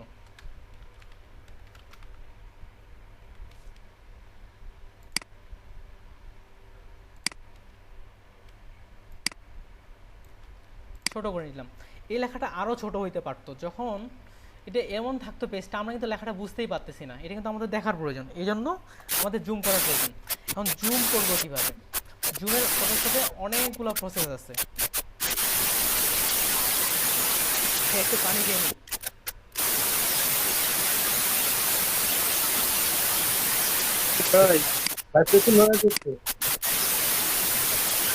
নয়েজ আমি দেখি, নয়েজ কার কাছ থেকে হচ্ছে। আচ্ছা আমি মিউট করে দিচ্ছি এটা। ওকে সাকিব ভাই মিউট করে দেন। হ্যাঁ সাকিব ভাই আমি এখান থেকে মিউট করে দিচ্ছি, পরবর্তী আমি মাইক্রোফোন ফিক্স করে আসার চেষ্টা করবেন। আমরা যে কথা ছিলাম জুম দিয়ে, তো তাহলে জুমের বিষয়টা দেখুন, অনেকভাবে আমরা জুম করতে পারি। প্রথম স্টেপ বাই স্টেপ আমি দেখাচ্ছি। কিন্তু আমরা কিবোর্ড থেকে জাস্ট অল্টার বাটন চেপে যদি মাউসের চাকা ঘুরাই তাহলে জুম ইন হচ্ছে, জুম আউট হচ্ছে। তাহলে একটা অপশন গেল। অল্টার চেপে আমি কিন্তু প্রশ্ন করব কীভাবে জুম করা যায়। অল্টার চেপে জুম ইন জুম আউট করতেছি, এক প্রসেস গেল এটা। দুই, আমরা কিবোর্ডের কন্ট্রোল এবং যদি প্লাস বাটন চাপি, এটা কিন্তু নিউমেরিক কিবোর্ড থেকে হবে কি না জানি না, হ্যাঁ হচ্ছে। আমরা যদি প্লাস চাপি, কন্ট্রোল চাপে প্লাস কিংবা মাইনাস চাপি, তাহলে কি হবে, প্লাস হলে জুম হবে, মাইনাস চাপলে জুম আউট হবে। খুবই সিম্পল। এটা 2 নম্বর প্রসেস গেল। এবার 3 নম্বর প্রসেসটা দেখেন। এই টুলের মধ্যে থেকে যদিও আমাদের তেমন ধারণা নাই, এখানে দেখেন একটা কিসের আইকন বলেন দেখে, এটা দেখে কি মনে হচ্ছে? এটা জুম ইন জুম আউটের ইয়ার মনে হচ্ছে। আমরা ধরে নিলাম যে এটা জুমের না, কিন্তু আইকনটা আমরা কিসের মতো দেখতেছি? এটা সার্চ বাটনের মতো হ্যাঁ, দেখেন। সার্চ বাটনের মতো। আবার যদি দেখি আতশিকাশ, সেটার মতোও কিন্তু হয়। আমরা যেটা যে ছোট লেখা বড় করে দেখতে পারি, ঠিক সিম্পলভাবে যখন আমরা এই টুলটা নিব আর উপরে যখন মাউস বারটা নিয়ে আসবো, তখন দেখেন এখানে তো একটা প্লাস আইকন চলে আসছে। তার মানে কি এটা জুম হবে। আমি জাস্ট একটা ক্লিক দিলাম, জুম হচ্ছে, আবার ক্লিক দিলাম, জুম হচ্ছে। এদিক থেকে এই যে জুম হইতে আসছে। এখন যে অল্টার যখন চাপবো তখন দেখেন মাইনাস, দেখেন। স্যার আমরা ডিসপ্লেটা দেখতে পাচ্ছি না, স্ক্রিনটা দেখতে পাচ্ছি না। আর অন্য কারো স্ক্রিনে প্রবলেম? না, আমার প্রবলেম নেই। তাহলে আপনার ওখান থেকে প্রবলেম ভাই। না না ঠিক আছে, স্ক্রিন ঠিক আছে। ওকে, যেহেতু ভাই আমাদের ক্লাসের সময় তুলনামূলক কম, আবার সেহেতু আমি ক্লাসটা আগায় নিয়ে যাচ্ছি। দেখেন তাহলে হচ্ছে আমি যেটি কি জানি বলতেছিলাম। ওকে, এই আতশিক আছে যেটা হলো জুম টুল, এটা শর্টকাট হচ্ছে জেড। আমরা যদি কোনো টুলের উপর মাউসটা ধরে রেখে দেই তাহলে সেটা শর্টকাটটা শো করাবে। যেমন এটা হচ্ছে এস, এটার হচ্ছে জেড। আমরা যদি জাস্ট ক্লিক দিই তাহলে জুম ইন হবে, আর যদি অল্টার চেপে ক্লিক দিই তাহলে জুম আউট হবে। আর যদি অল্টার চেপে ধরে, সরি অল্টার বাদ দিয়ে যে উপর থেকে নিচে টানি, তাহলে দেখেন অটোমেটিক্যালি একটা স্মুথলিভাবে জুম হচ্ছে। আর যদি অল্টার চেপে ধরি তাহলে কি হচ্ছে, এই যে জুম আউট হচ্ছে। মাইনাস করলে এটা হচ্ছে জুম আউট। এবার আরও একটা অপশন দেখায়, এটা হচ্ছে কন্ট্রোল বার, কন্ট্রোল এবং স্পেস। এটাই কিন্তু সবচেয়ে বেশি ব্যবহার হয়। যারা ডিজাইনাররা আছে আমার জানার মতো, এটাই মানুষ সবচেয়ে বেশি ব্যবহার করে। কন্ট্রোল এবং স্পেস চেপে এই যে টানবেন আবার ছাড়বেন। কেননা আমরা যদি এখন চাই যে কন্ট্রোল চেপে প্লাস অনেকটা ঝামেলাপূর্ণ হয়। আর যদি আমরা কন্ট্রোল বাটন চেপে স্পেস বার চাপি, সরাসরি দেখেন এই যে আমরা খুব সহজ জুম ইন করতে পারতেছি, জুম আউট করতে পারতেছি। আর যদি আমরা ধরে নেন এই এলইডিপিটা এখানে জুম করতে যাচ্ছি, তাহলে অল্টার চেপে এখানে যদি ক্লিক দিই তাহলে কিন্তু দেখেন এলইডিপিটাই শুধু জুম হইল। এবার জুমের আরও কিছু শর্টকাট বলি। আমরা ফটোশপে সর্বোচ্চ 3200% পর্যন্ত জুম করতে পারি। দেখি 3200 না কত হচ্ছে, 3200 তো, সর্বোচ্চ 3200% পর্যন্ত জুম করতে পারি। আমাদের এক একজনের মনিটর এক এক রকম, কারো ছোট কারো বড়। এটা যদি আমরা মনিটরের সঙ্গে ফিট করতে চাই, অর্থাৎ কোনো অংশই কেটে যাবে না, এটা হচ্ছে ফিট করতে চাই, তাহলে কন্ট্রোল বাটন চেপে যদি আমরা 0 চাপি তাহলে এটা ফিট হয়ে যাবে। অর্থাৎ কোনো অংশই কেটে যাবে না, পুরা পেজটা আমরা একসঙ্গে দেখতে পাবো। কন্ট্রোল চাপে 0, এটা ফিট হয়ে গেছে। এবার যদি আমরা 100% দেখতে চাই, ফিটে দেখেন 81%। আর আপনার মনিটর যদি ধরে নেন যে ছোট হয়, আমার থেকে ছোট, তাহলে কিন্তু আপনার এখানে জুমটা কম আসবে এই সাইজে। আর যে কন্ট্রোল চেপে 1 দিই তাহলে আমাদের যেটা 100% জুম সেটা চলে আসবে। এই যে দেখেন কোণে 100% কিন্তু লেখা চলে আসছে। আর আমি কতটুকু জুম করছি এটা কোণে আমাদের এখানে শো করাচ্ছে। এটাই হচ্ছে জুমের কাহিনী। আরও কিছু জুমের অপশন আছে যেটা আমি আপনাদের এখন দেখাবো না, ওইটা আমাদের ভিতর থেকে আছে, সেহেতু আমি যখন সামনে আগাবো তখন দেখাবো। জুম থেকে কারো কোনো প্রশ্ন? স্যার আমরা এটা কি কোনো ভিডিও কপি পাবো লাস্টে, মানে শেষ কোনো ভিডিও কপি পাবো? এই যে দেখেন এখানে কিন্তু একটা টাইম উঠতেছে 44 মিনিট, অর্থাৎ 44 মিনিট রেকর্ডিং হয়েছে। এটা ক্লাসটা শেষ হওয়ার পরে আমি যথাসম্ভব ক্লাসটা আমি দ্রুত আপনাদের গ্রুপে আপলোড দিয়ে দেওয়ার চেষ্টা করব। এটার পর আরেকটা ক্লাস আছে এটাই।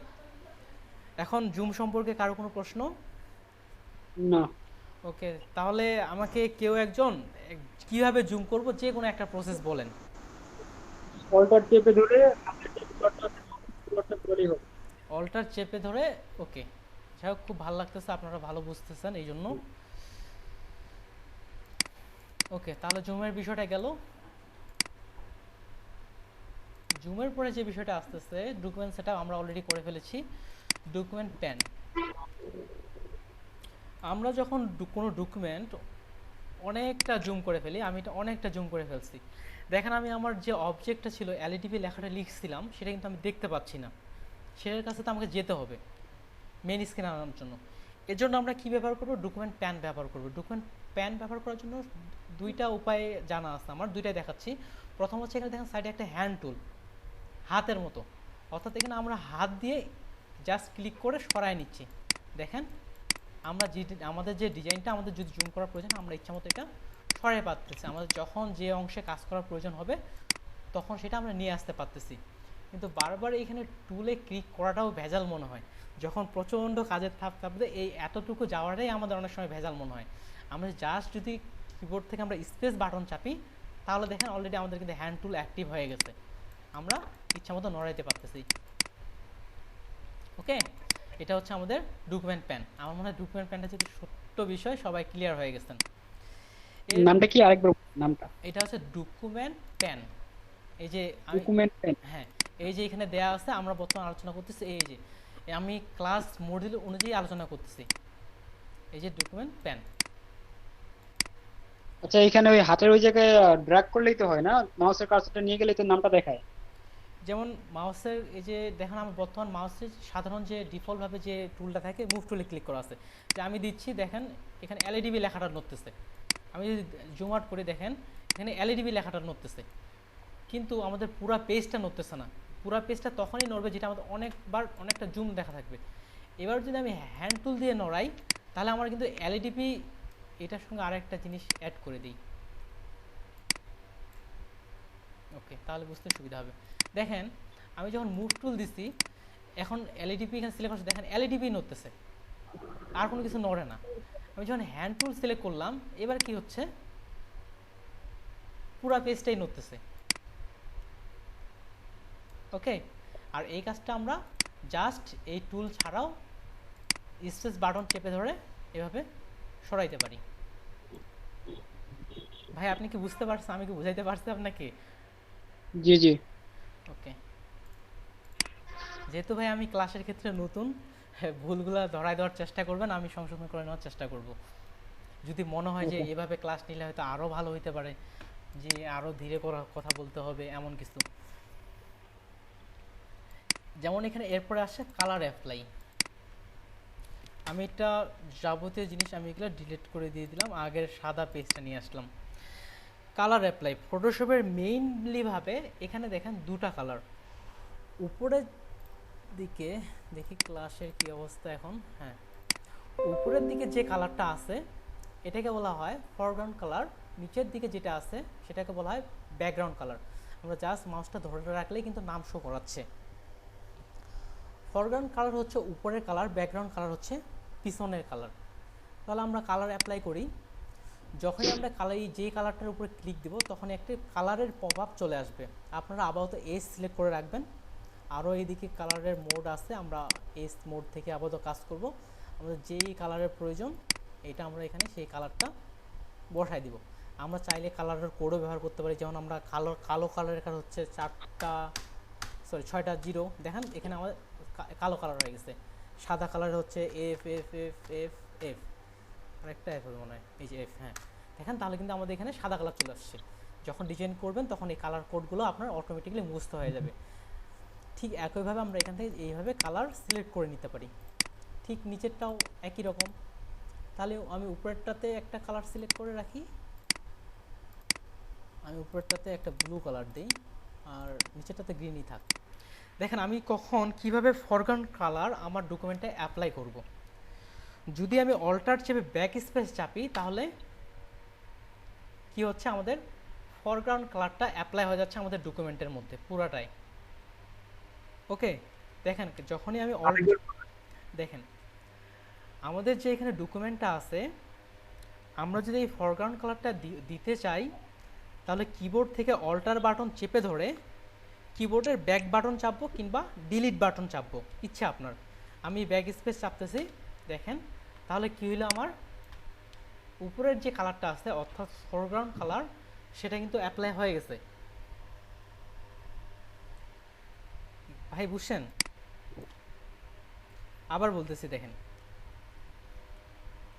উপরের কালারটাকে বলা হয় ফরগ্রাউন্ড কালার, নিচের কালারটাকে বলা হয় ব্যাকগ্রাউন্ড কালার।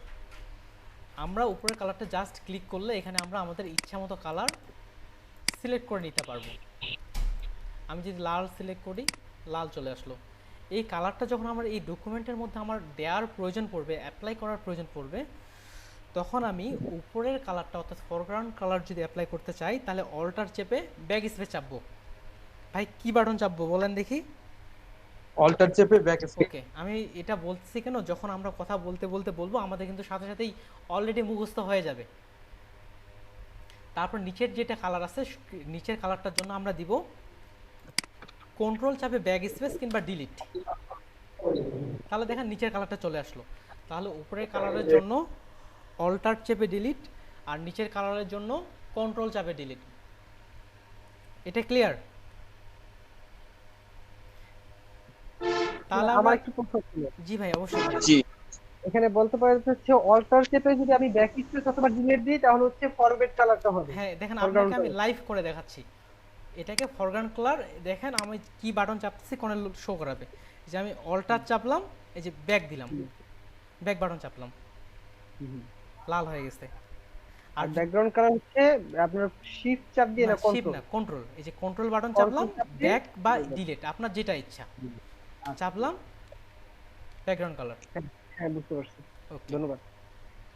এটাই হচ্ছে কালার অ্যাপ্লাই। এছাড়া আমাদের এখানে অনেক কালার আছে, আমরা সামনের ক্লাসগুলোতে আগাবো, কারণ যারা নতুন এর জন্য অবস্থা খারাপ হয়ে যায় বুঝতে বুঝতে। যখন আমি নতুন ছিলাম আমারও এমনটাই মনে হয়েছিল। আরেকটা আমাদের টপিক আছে এখন, সিলেকশন বেসিক। প্রায় শেষের দিকেই চলে আসছি। সিলেকশন বেসিক, সিলেকশন জিনিসটা কি? ধরেন এই পুরো পেজটার মধ্যে আমার নির্দিষ্ট কিছু একটা অংশ আমার প্রয়োজন, পুরাটা আমার প্রয়োজন না। এটা ওই যে যতটুকু আমরা প্রয়োজন অতটুকুই আমরা সিলেকশন করব। এটা কিভাবে করব?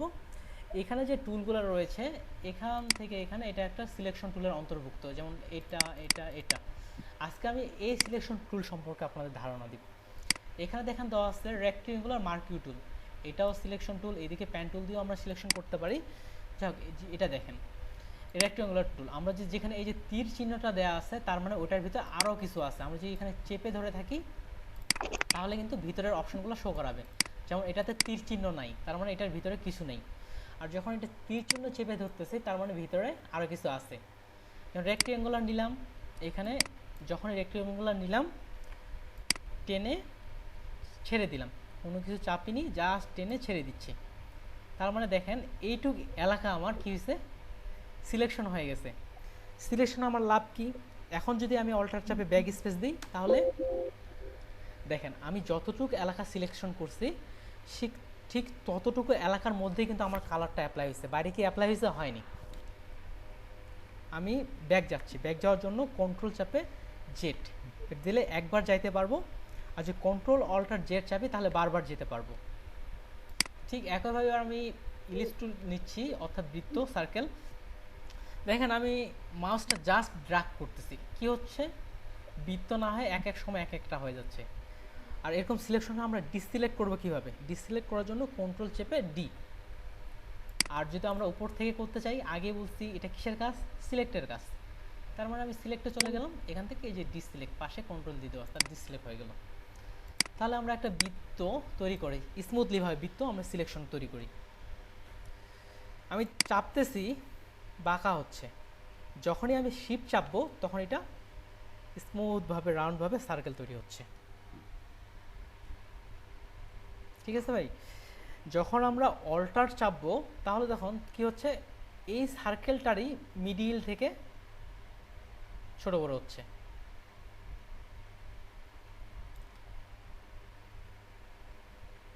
এবার দেখেন, হ্যাঁ ভাই বলেন। বলতেছি হচ্ছে কথা হচ্ছে আপনার যখন অল্টার ব্যবহার করতেছি তখন হচ্ছে আপনার এটা হচ্ছে মানে বৃত্তটা সেম থাকতেছে কিন্তু ছোট বড় হইতেছে। আমরা আর হ্যাঁ কন্ট্রোল চাপলে হচ্ছে জায়গায় থেকেই মানে বৃত্তের পরিবর্তন হচ্ছে। না না, আপনারা একটু বুঝতে ভুল গেছে হয়তো, আমি আবার বলছি। যখন হুম। প্রথমে কি চাপবেন? শিফট। শিট। হ্যাঁ, প্রথমে চাপবেন শিফট। যখন আমরা শিফট চাপতেছি তখন কি হচ্ছে, এটা প্রপার রাউন্ড হচ্ছে। হ্যাঁ হ্যাঁ। শিফট চেপে ধরে, শিফট কিন্তু আমি ছেড়ে দিব না। এই অবস্থায় আমি অল্টার চাপছি, দেখেন সাইডে কিন্তু আমার স্ক্রিনে লেখা উঠছে। এই অবস্থায় অল্টার চাপছি, তাহলে দেখেন কি হচ্ছে এবার, এই বৃত্তটাই যে অবস্থানে ছিল সেই অবস্থান থেকেই একেবারে মিডিল ভাবে ছোট বড় হচ্ছে। এবার দেখেন আমি অল্টার ছেড়ে দিছি, তাহলে দেখেন একটা কোণ থেকে হচ্ছে। মানে দ্বিতীয় কাজটা শিফট এবং অল্টার দুটো একসাথে ধরে নিতে হবে। হ্যাঁ, আপনি যদি তো দ্বিতীয় দুইটাই একসঙ্গে ধরেন তাহলে একেবারে মিডিল থেকে হবে। যেন হ্যাঁ, এবার আবার clear ধরতেছে একেবারে এই যে শিফট অল্টার একেবারে মিডিল থেকে হচ্ছে। আর বাসায় ভিডিওটা দেখার পর নিজে নিজেও প্র্যাকটিস করবেন, নিজ থেকে অনেক কিছু শিখে যাবেন।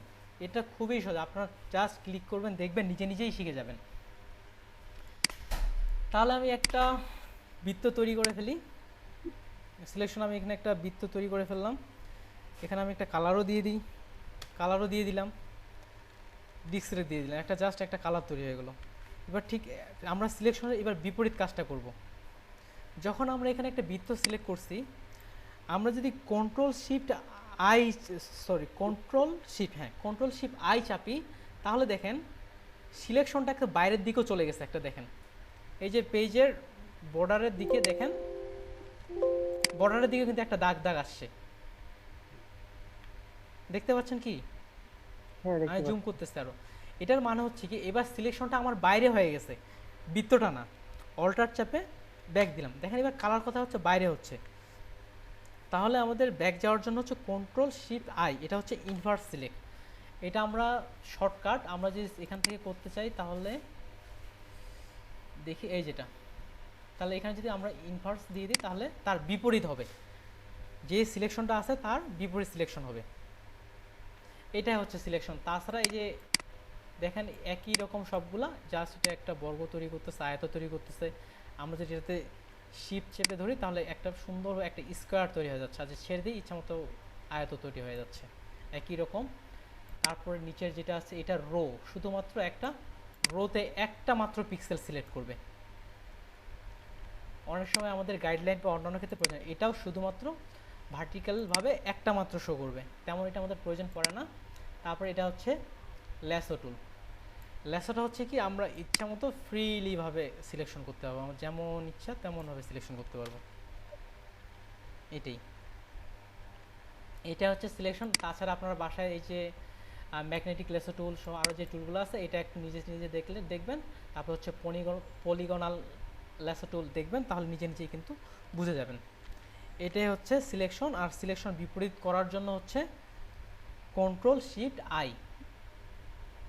ইনভার্স বিষয়টা কি বুঝছেন? আমার মনে হচ্ছে ইনভার্স বিষয়টা ক্লিয়ার হননি অনেকেই।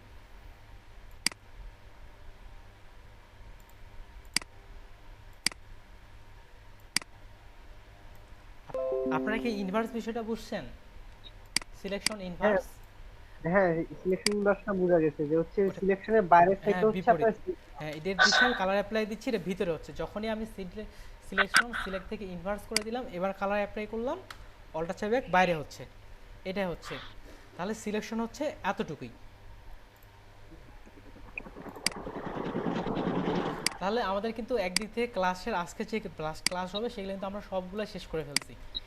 কিন্তু আমি আপনাদের যতটুকু কাজ শিখছি আজকে, এই এতটুকু কাজ শেখা থেকে একটা ডিজাইন করে দেখানোর চেষ্টা করতেছি। সেটা হচ্ছে বাংলাদেশের পতাকা ডিজাইন। খুবই সিম্পল, আর আমরা আজকে যতটুকু শিখছি এতটুকু থেকে আমরা ডিজাইনটা তৈরি করতে পারবো। তাহলে কীভাবে করব, নতুন একটা নিয়ে নিই। আর ক্লোজ করার জন্য এখানে ক্লোজ সেভের অপশন হয়তো সামনে ক্লাসে আসবে, তখন আলোচনা করব। ফাইল থেকে নিউ। বাংলাদেশের পতাকার অনুপাত কত? 10:6। 10:6। হ্যাঁ, তাহলে আমরা ওয়াইডটা হচ্ছে 10, হাইট হচ্ছে 6, তাহলে এখানে আমি 10 দিয়ে দিলাম, এখানে দিলাম 6, তারপর ওকে দিয়ে দিলাম। কি হইল? এত ছোট যে আমি দেখতেই পাচ্ছি না। আর যদি আমরা জুমও করি তাও যে কালার অ্যাপ্লাই করি, এটা কোনো কিছু অ্যাড করলে এটা ফেটে যাবে। কেননা হচ্ছে আমরা এখানে যদি কন্ট্রোল চাপে 1 দিয়ে দেখেন 100% জুম হচ্ছে এটা, তার মানে অনেক ছোট হয়ে গেছে। এটা আমরা এখন ফিক্স করব কিভাবে, কারণ আমাদের কেন এটা ছোট হয়েছে বলতে পারবেন কেউ? সাইজটা অনেক ছোট হয়ে গেছে তাই। হ্যাঁ, এটা হচ্ছে কি আমরা মাত্র 10 পিক্সেল নিছি। আর পিক্সেল জিনিসটা হচ্ছে কি,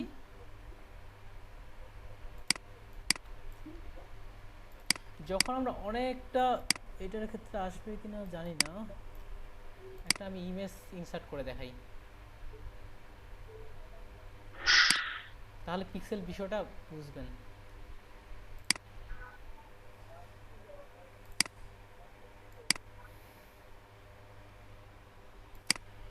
ইমেজ যে কোথায় রাখছি, আচ্ছা গুগল থেকে ডাউনলোড করি।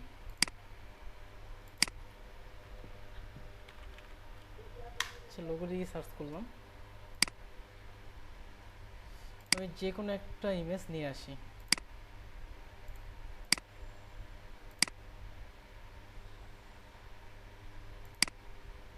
ছোট সাইজের গুলো নিই। এটা আমি কপি করলাম, এটা জাস্ট বোঝানোর জন্য আপনাদের দিলাম। এখন দেখেন আমি খুব জুম করতেছি, এবার দেখেন কি হয়েছে, এটা ফেটে গেছে, দেখতে পাচ্ছেন ইমেজটা? এখানে যে এই যে এক একটা ঘর, এই এক একটা ঘরে হচ্ছে আমাদের পিক্সেল। তাহলে আমরা সেই পিক্সেলটা এখানে ব্যবহার করব। বাংলাদেশের পতাকা যেহেতু 10, এখানে 10 ওই হিসেবে আমরা 1000 নিলাম, যেহেতু 6 সেহেতু আমরা 600 নিলাম। আর এখানে পিক্সেল দিলাম আমরা ইঞ্চিও ব্যবহার করতে পারি, তবে আমি পিক্সেল হিসাবে নিলাম। এখন কেউ আমাকে বলেন এখানে আমি কত নিব?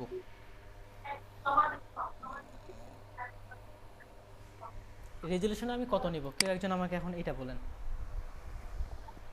এটা তো আমরা Resolution নিব নাকি সেটা তো জানতে পারবো। হ্যাঁ কি এ করি তাহলে 72? হ্যাঁ, এই যে ঠিক প্রশ্ন। আমরা যিনি আমার বায়ার তার কাছে আমরা জানিয়ে নিতে পারি উনি কি এটা প্রিন্ট করবে না অনলাইনে ব্যবহার করবে। যেহেতু আমরা অনলাইনে বেস হিসেবে ধরলাম, আমরা 72 নিলাম আর কালারও 8 GB দিয়ে দিলাম। ওকে, তাহলে বাংলাদেশের পতাকা সাইজের মতো একটা কিন্তু ডকুমেন্ট আমাদের হয়ে গেছে। এবার আমরা কালার অ্যাপ্লাই করি। এখান থেকে অলরেডি বাংলাদেশের পতাকার কালার সিলেক্ট করাই আছে, আমরা এখান থেকে পতাকার কালার সিলেক্ট করে নিয়ে নিব। ওকে দিলাম। এখন আমি এখানে ব্যাকগ্রাউন্ড কালার অ্যাপ্লাই করতে চাচ্ছি, তাহলে আমি কিভাবে অ্যাপ্লাই করব বলেন? আপনারাই বলেন, আমি করি। আমি এখানে ব্যাকগ্রাউন্ড কালার অ্যাপ্লাই করতে চাচ্ছি।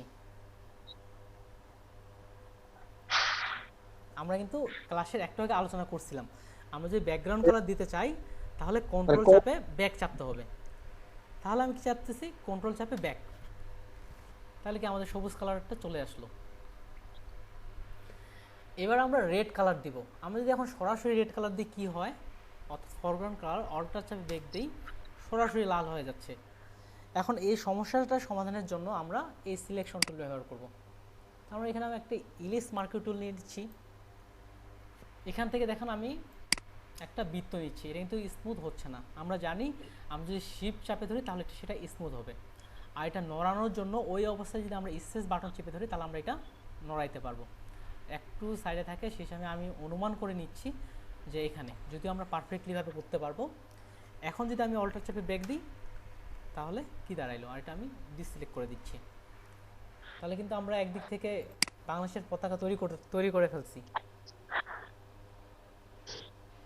এখন কি মনে হচ্ছে যে আপনারা এতটুকু কাজ করতে পারবেন?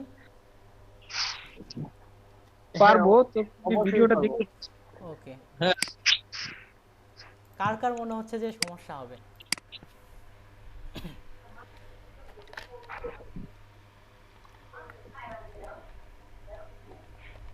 একেবারে ভাই ফ্রিলি ভাবে বলেন যে হ্যাঁ ভাই আমার সমস্যা হইতে পারে, ওই জিনিসটা একটু সমস্যা মনে হচ্ছে।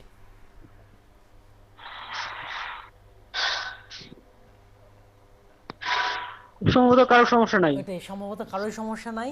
তাহলে এখন তাহলে আপনাদের হোমওয়ার্ক যেটা আমি দিচ্ছি সেটা হচ্ছে আপনারা গ্রুপে বাংলাদেশের একটা পতাকা তৈরি করবেন। আর সফটওয়্যার ইনস্টলের জন্য তো অলরেডি দেওয়া হয়েছে। তাহলে আপনারা বাংলাদেশের একটা পতাকা তৈরি করে পোস্ট করবেন। এখন পোস্ট করবেন কিভাবে আমি জাস্ট দেখা দিচ্ছি। এখানে যাবেন ফাইল থেকে সেভ, যেখানে লোকেশন ইচ্ছা মতো ডেস্কটপ সেভ করে দিলেন। এখান থেকে জেপিজি আছে জেপিজি, ওকে সেভ দিয়ে দিই। যদিও সেভের আলাদা ক্লাস আছে কিন্তু আপনারা ডাইরেক্ট তৈরি করবেন।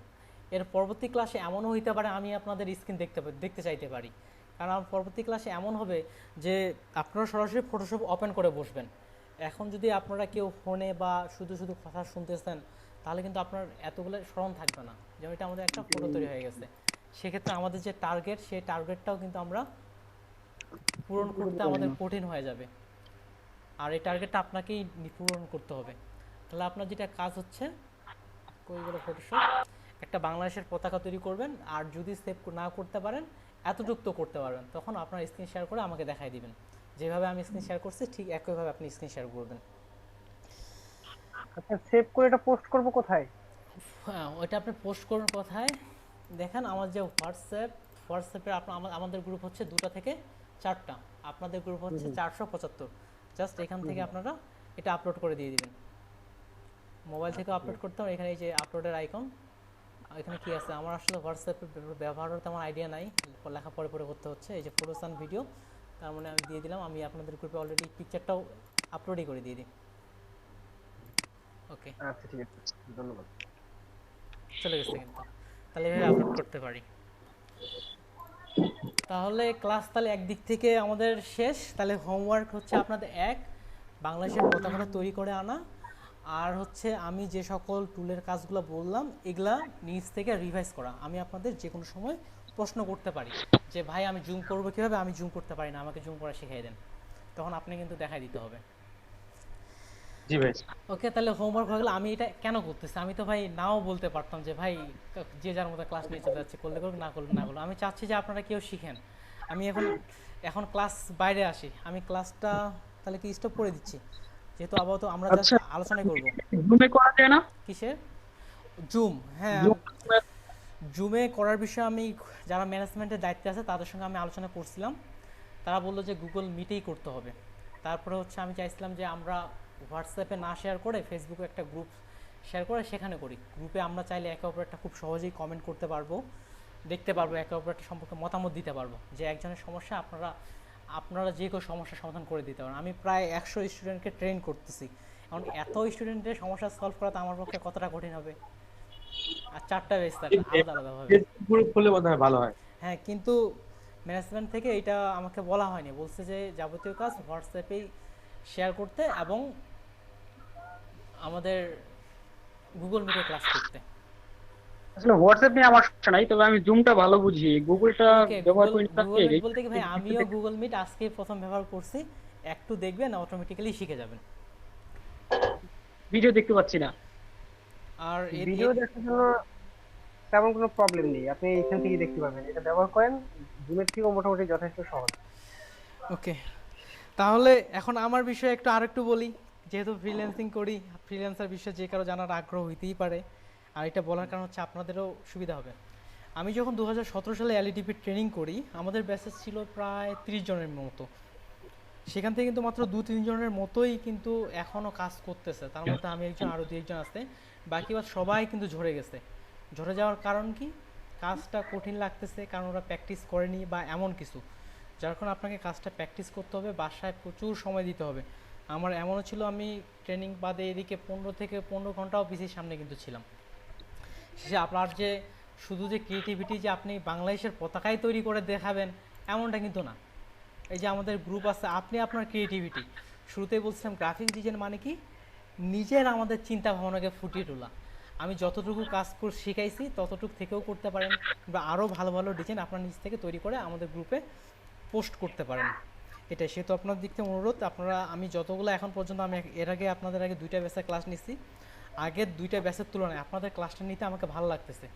কারণ আগের ব্যাচগুলো ওনারা একেবারেই এতটাই যে বিষয়টা যে বুঝতেছে না, এটার বিষয়টা দাঁড়ায় গেছে এরকম। আমি 2016 সালের দিকে ফ্রিল্যান্সিং শেখার জন্য আমাদের পাশের শহরে গেছিলাম। ফ্রিল্যান্সার যিনি শিখায় ওনাকে বললাম যে আচ্ছা ভাই, ফ্রিল্যান্সিং শিখতে যাচ্ছি, কী করা যায়? উনি বললো ভাই আমি তো ফ্রিল্যান্সিং আর শিখাই না। তো ভাই কেন ফ্রিল্যান্সিং শিখান না? বলতেছে যে ভাই মানুষ তো কম্পিউটারে এখনও মাউস ধরতে চায় না, জানে না, তাই সরাসরি ফ্রিল্যান্সিংয়ে। সেহেতু আমাদের ফ্রিল্যান্সিং বিষয়টা একটা কিন্তু আপার লেভেলের, সেহেতু আমাদের কম্পিউটারের বেসিক জ্ঞানগুলো জানা থাকতে হবে। এই জন্য হয়তো এলইডিবিতে ওই যে এক্সাম দিয়ে ঢুকানো হয়েছে, যাতে এখানে সরাসরি আমাদের ফটোশপ, ইলাস্ট্রেটর এগুলো বুঝতে পারে, কেননা আপনাকে এখানে কম্পিউটার বেসিক জিনিসটা দেখানো হবে না। এটাই, সেহেতু আপনারা নিজ থেকে আরও চেষ্টা করবেন। এখন আপনাদের দিক থেকে যত প্রশ্ন আছে করতে পারেন।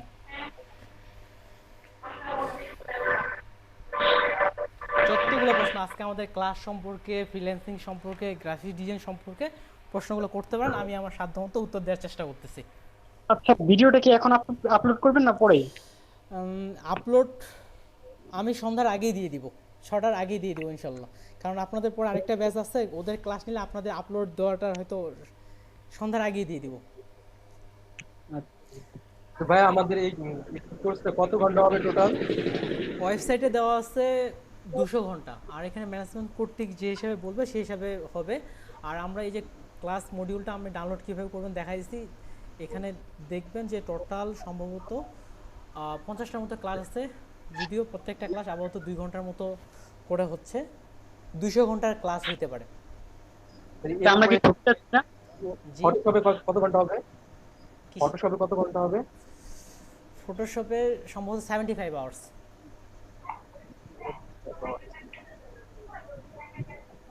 ভাইয়া ক্লাস আমরা কি কি এখানে প্রতিদিন কোনো হবে? ইন্ডিজাইন এগুলো প্রথমে ক্লাস প্রতিদিন হবে, এটার উত্তর দিই। ক্লাস আর কি ঊর্ধ্বতন কর্তৃপক্ষ কর্তৃক আমাকে এটা জানানো হয়েছে, শুক্রবার বাদ দিয়ে প্রতিদিন ক্লাস হবে ঠিক একই সময়ে। টোটাল ভাই, জি ভাই বলেন। আমি বলছি যে আমাদের যে 200 ঘন্টার জায়গায় 100 ঘন্টা ক্লাস দেওয়া হচ্ছে, আমরা কি ঠকে যাচ্ছি না? দেখেন ভাই, আমিও কিন্তু কালকেই জয়েন করছি, সেক্ষেত্রে কিন্তু আমি ডিটেলসটা বলতে পারতেছি না। এক্ষেত্রে যারা ম্যানেজমেন্টে আছে তাদের সঙ্গে আলোচনা করলে বুঝতে পারবেন। অর্থাৎ আপনাদের এসএমএসগুলো হয়তো যেটা থেকে আসতেছে, কিংবা ম্যানেজমেন্ট থেকে হয়তো যোগাযোগ করা হয় আপনাদের সাথে। আমি গতকাল অফিসে গেছিলাম, তখন দেখলাম আর কি ওখান থেকে। আর ক্লাসের কত ঘন্টা ক্লাস হচ্ছে, কি বিষয়, এটা তো ভাই আমার হাতে না। আমি ট্রেনার হিসাবে আমাকে যে হিসাবে বলা হচ্ছে আমাকে সেই হিসাবে চলতে হচ্ছে ভাই। আচ্ছা, অ্যাজ এ ট্রেনার আপনি কি মনে করেন 100 ঘন্টার মধ্যে আমরা কমপ্লিট করতে পারবো? যদি যদি শুধু ক্লাস করেন আর কোনো কিছু করেন, তাহলে অবশ্যই আমি ভিডিওটা এটা